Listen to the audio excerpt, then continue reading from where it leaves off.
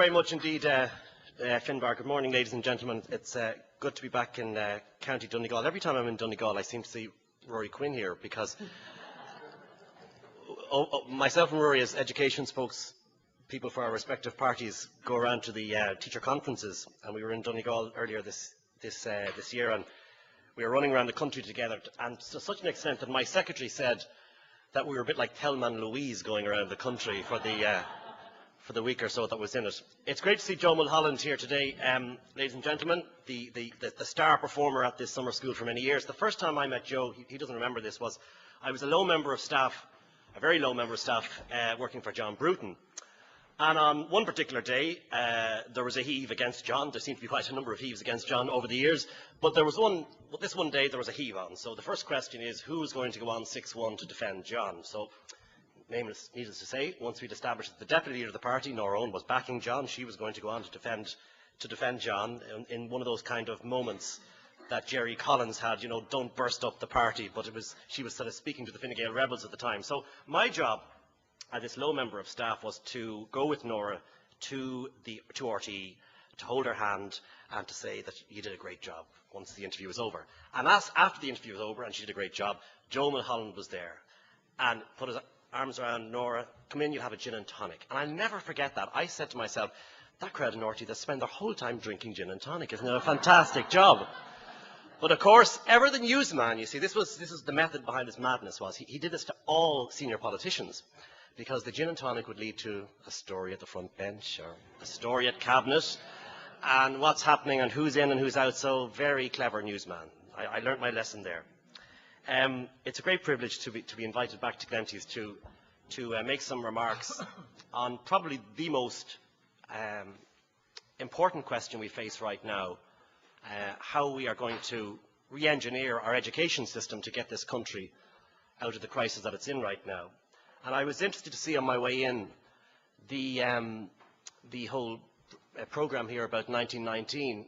Earlier this year, as those of us who are members of the Dáil, we had a commemorative event in the Mansion House to commemorate the 90th anniversary of the Dáil. And it was a very significant event. I was very taken by it. I didn't think I would be, but I actually was. And when you think about that 90 years of independence, I do think Irish people, they recognise, yes, we are, I think, the third or the fourth oldest, most continuous democracy in the Western world, that our democracy has stood the test of time, that the Dáil, when it was established by the independence movement, was as much a statement to the international community that we were going to go about our independence in a civilised way. The establishment of Dáil Éireann in 1919 said to the world that not only Ireland had become an independent country, but the route that we were going to follow was a route of democracy and parliamentary democracy. We didn't go the way of fascist Europe in the 1930s and 40s. The Dáil was the means through which the Civil War effectively came to an end, that famous letter that Cosgrave sent to De Valera at the time: if you accept a majority vote of Dáil Éireann, you accept the sovereign wish of the Irish people. And I was very struck by this commemorative event we had in January this year when we all went to the Mansion House, that 90 years of consistent parliamentary democracy.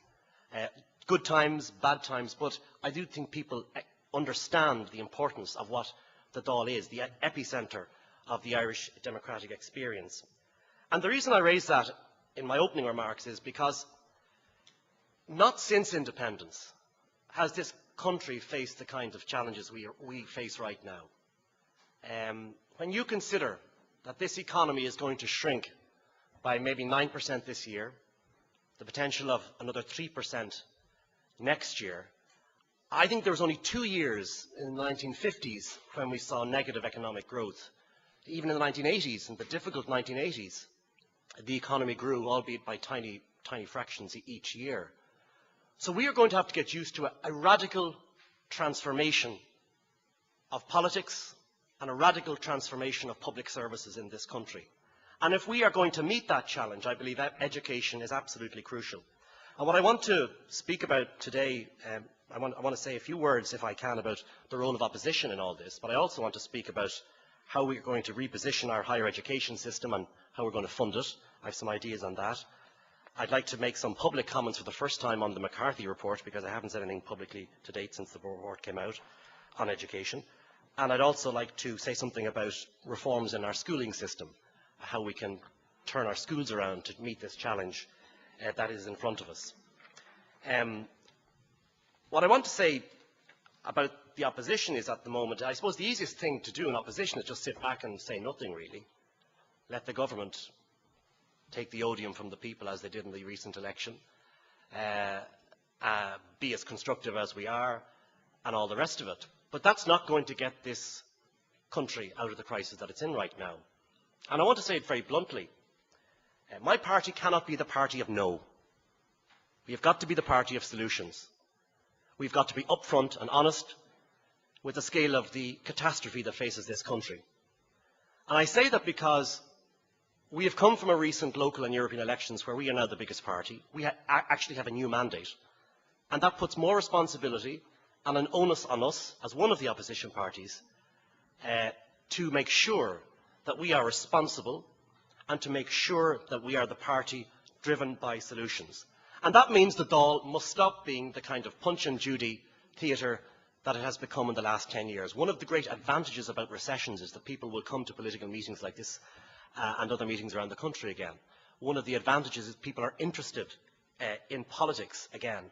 And I think there's a huge challenge on the Dáil itself to rise to that particular challenge. That means Fianna Fáil in particular, the largest government party, they've got to change their act too. They don't do cooperation. Mr. Cowan, when he became Taoiseach, I was there in the Dáil that day, and he used the analogy of Sean Lemass quite a number of times in his remarks to the Dáil on that particular occasion. Well, Brian Cowan is no Sean Lemass. He is a very tribal leader of his party, and if he wants cooperation, and if he is going to transform the atmosphere in the Dáil, he has got to show in his actions and in his response to the opposition exactly if that new era of cooperation. Because I think the people expect us to be a responsible opposition, and the people expect us, of course, to scrutinise, to put the government under pressure, to make sure that the tough questions are asked, but also to sketch out a future for this country, to support the things we've got to support, and also to put alternatives that are there. And one of the areas where I think we can make some agreement, certainly from Fine Gael's perspective, is on this question of funding higher education. Now, before I say that, why do people go to college? You know, your mother wants you to go to college. Parental expectations are a big driver why people go to college. You know, your mother thinks you should be there. Will I go? Your mates go to college. It's another big driver. Someone once said to me that going to college is a bit like a form of social endogamy. You end up marrying the person who's sitting next to you in a lecture theatre. There's a kind of a connectivity that's there, or your partner, you meet your partner there. But I think if we are to meet a new agreement on the issue of higher education, I want to set out the reasons why I think that will be good for the country. I think first and foremost, if we did find agreement about a new mechanism of funding higher education, I think it would send out a very positive signal to the international community that Ireland is trying to reposition higher education to meet the challenges that are going on in the economy right now. And I think people will recognise internationally that we're going to put higher education onto a new plane by this new funding model. So I think that would be good.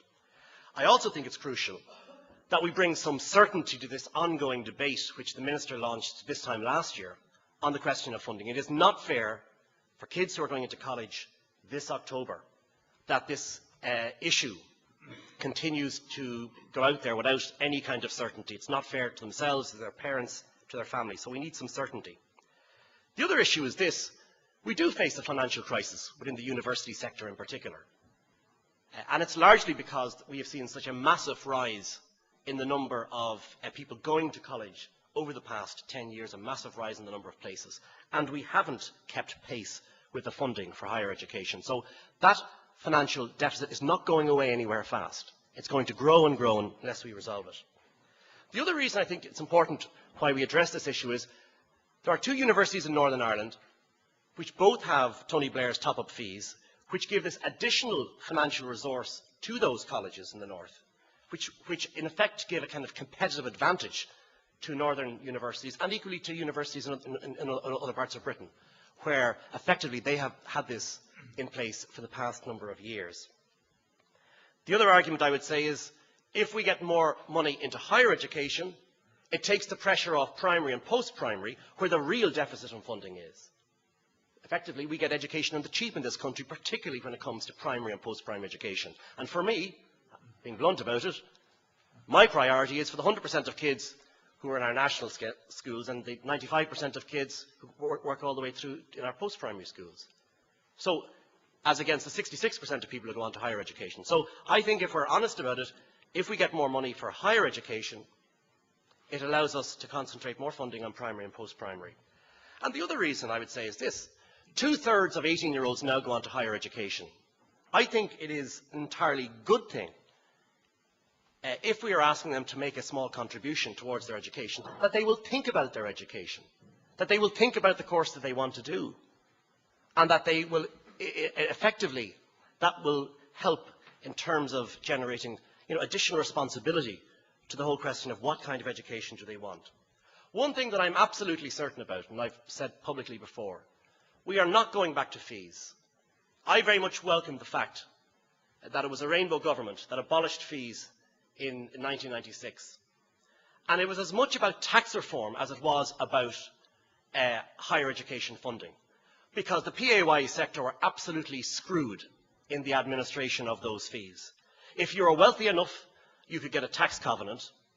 If your father was self-employed, he could cook his books to ensure that you didn't have to pay the fees, that you got maintenance. It was totally biased against the PAYE sector. I remember when John Bruton came in to our parliamentary party that day and he said, I want you to sell this as a tax reform. I found it very interesting because it was a very substantial issue, particularly in areas where PAYE sector were absolutely screwed because of the administration of those funds. So we're not going back to that. And I've given that absolute certainty on behalf of the position that I have taken up. And I want to also compliment that Rainbow government, Rory was a member of it, because that decision to abolish fees, in my view, has led to this radical increase in participation rates. We had 120,000 then, we have 170,000 now in higher education. An extraordinary increase of about 40-odd% in participation in about a 12, 13-year period. Sorry, about a 15-year period. So I think the decision to abolish fees was absolutely central to improving participation. But now we've got to find a solution to the crisis that's there. And it's not going to be solved on the tax side of it because of the crisis that exists in other parts of the economy. Now my proposal is, and I've said this publicly before and I'd like to reiterate it today, I'm arguing we should have a deferred contribution system whereby students would pay back something through the tax system related to the cost of their course. I've said it could be up to 30%. I'm not absolutely certain and definite on that 30% figure, but I said it could be up to 30% of the cost of their undergraduate degree course. So assuming you can get work and assuming your income rises above a certain income threshold, you would then pay a contribution up to 30% of your undergraduate course to the PRSI system. And that money would then be ring-fenced, as we have under the Social Insurance Fund, for the purposes of funding higher education. It would not be used for other purposes. It couldn't be hived off to other aspects of education. It would be there for higher education exclusively. And the reason I'm saying that is, we have a tax and social welfare system, a revenue system that's clear. We're very good in this country at taking money away from people and putting it into certain areas. And I think we should use a PRSI system as a means of generating that contribution, keeping that contribution for higher education, and using it for the purposes of reform. And I want to say this to the universities, and John is here beside me today. It can't just be about kids funding the financial crisis that's there in the university sector. This will mean a radical transformation, ultimately, in how not only we fund higher education, but how the student relates with the university or the Institute of Technology. If you're asking kids to pay for something, it immediately changes the relationship that that student has with their college. So it can't be business as usual. Too much of this whole debate is based on bums on seats, where everyone gets a percentage of the cake without specific goals being set and without real quality assurance. And I want to make this point that if we are moving to this brave new world, there will be an absolute responsibility on the part of the universities and institutes of technology to up their game, to improve their performance, and to make sure that what they are producing for their students is world class and is something that we can all stand over. What I've said is also this, that I would not propose moving to this new system of a deferred contribution system until such a time as we have a radical reform programme in place within our universities and within our institutes of technology. We have got to reposition higher education if we're going to meet these economic challenges. One of the issues that I have raised to date has been the question of trying to encourage greater coordination between the universities and the institutes of technology and between the universities themselves. There's far too much of this Me Too attitude that exists in higher education, where we have a replication of every course in every college. Well, that has got to come to an end. It would make much more sense if colleges specialised in core subjects as a means of becoming world leaders in that particular area. I also think it's very important that higher education is taken out of the Department of Education. We have possibly the most dysfunctional Department of Education of any department in the land. It's far too big. Higher education has grown entirely. I would believe that higher education should be realigned with a new Department of Learning, Training and Enterprise. And effectively, our Department of Education will become a Department of Schools, where we would focus on key issues within our primary and post-primary sector. But I have to say this, the reform agenda has got to be allied to the notion of new contributions. You can't have one without the other. We're not going back to this simplistic idea that we're simply going to give a percentage of this new amount of money to the higher education sector. In my view, that's not going to work, and it's not sensible in the long run. I'd like to make some comments, if I may, on the McCarthy issue, which has loomed large for the past number of days. It's only fair to say that no department can be immune from what the Minister for Finance called these adjustments. The idea that the Department of Education and the education budget is going to be utterly ring-fenced without any changes to it, and that other departments will find savings, is absolute nonsense. And I think we've got to be upfront and honest about that, rather than pretending that we can ring-fence everything within the budget. What I think we've got to ring-fence, in my view, is the frontline staff. And the most important hardware that you have in any education system are your teachers. I want to make it absolutely clear that I will not support any reduction in the number of teachers in our primary and post-primary system under any set of circumstances. Because it is crazy at a time when we're likely to have maybe 50,000 net additional kids coming into our primary school system over the next number of years, that we're talking about taking teachers out of the system, that we're taking teachers out of post-primary schools, when we're trying to provide a range of choice within those post-primary schools to meet a curricular need that those children have. That makes no sense, and I won't support that. It's also entirely stupid to say that each department should find 3% or 4% there. In my view, each department needs to go through its budget and needs to weed out what is essential and what is not essential, because our key priority must be to keep frontline staff in place. And there are many agencies that could be amalgamated. We have far too many VECs in this country. It doesn't make sense in a population the size of Greater Manchester to have 33 separate education authorities. That does not make sense, and we're going to have to do something about that. There are many agents. Every problem that previous ministers of education had in the last 10 years was solved by a new agency within the Department of Education. That has got to change if we're serious about prioritising the front line. And we also need to say, and I want to say this to all the partners in education, there's far too much territorialism in Irish education. We have far too many partners in education as well. While choice is a very good thing, the reality is this: we've got 35 separate partners in education. And they all bring their own unique contribution to bear. But I get a sense, as spokesperson for the past 2.5 years or so, that People are very obsessed with their own area and they don't see the bigger picture. And that's the same for unions as it is for political parties. So I think we've got to make sure that we deal with this issue of territorialism once and for all. And I want to make a simple proposal. We now have the McCarthy report. He has identified potential savings in the education budget.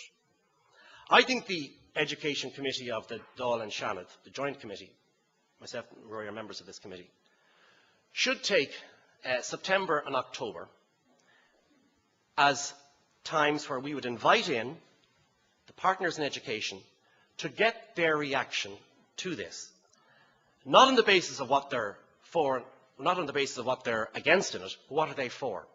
I think it is possible that we can arrive at a consensus on efficiencies and cost savings within the education budget. I think it's possible if we have a public discussion on this in the lead up to the budget, we could get agreement, not on everything, but I certainly think we could get agreement on some essential savings which are required to get us through this particular crisis. And I would encourage the social partners to use that opportunity. I want to make that proposal today, that we would have this debate in public where they would come in a public way to look at savings and efficiencies, and that we would use the vehicle of the Joint Education and Science Committee as a means of trying to get some agreement, because otherwise we will get no leadership. And I think there are savings there which can be identified, which mean we will not have to get rid of frontline staff. There's three key points I want to make about education, the key to recovery. We don't spend enough on education in this country, largely because of history. For many years, the religious provided free of charge, and that's coming to an end, obviously. We don't spend enough internationally, and what we do spend is spent so thinly across the entire system as sometimes not to make a difference. That's a problem we face. We also have a problem that we have this view of education, that education is for people from the ages of 5 to 21. That if you're in your 40s and you want to go back to college to study something, or if you're in your 60s and you want to retire to do something else, you don't really fit in. Really successful economies encourage lifelong learning, encourage the notion of education as something which takes place throughout your life, rather than this moment between 5 and 21, 22 years of age. And we've got to radically change that if we are serious about dealing with the challenges that are there in the economy at the moment. The other big change we need is we need to decentralize power to schools. We have the most Stalinist Department of Education, the kind of mothership that fixes everything from window frames to preparing a circular on a nuclear winter. This place is extraordinary and very frustrating to deal with, I can tell you, at the best of times. And what we need to do is a radical program of decentralization within our school system. It is a joke, quite frankly, that principals spend so much time form-filling. I mean, show me the, I've made this point constantly, show me the bad principal in a good school. There's no such place. Good schools follow good principles. And the key thing we have got to do right now, we've got to concentrate on the quality of teaching, the quality of that experience for our students, and the quality of leadership in our schools. They are the two most important ingredients. I'm a great fan of Tony Blair, not on his adventures in Iraq, but what he did in education was very important. What Blair said in education was this: I am going to increase your budgets. I am going to improve the money that we put into education in the United Kingdom. But I'm also going to demand accountability for that. I'm going to demand that we reach certain standards. And I think that is the aspect of accountability in education that we need to put center stage right now if we're going to meet these economic challenges. Primarily because, you know, the experience of a teacher in front of students is an absolutely pivotal experience, whether or not success can be engendered in that particular child.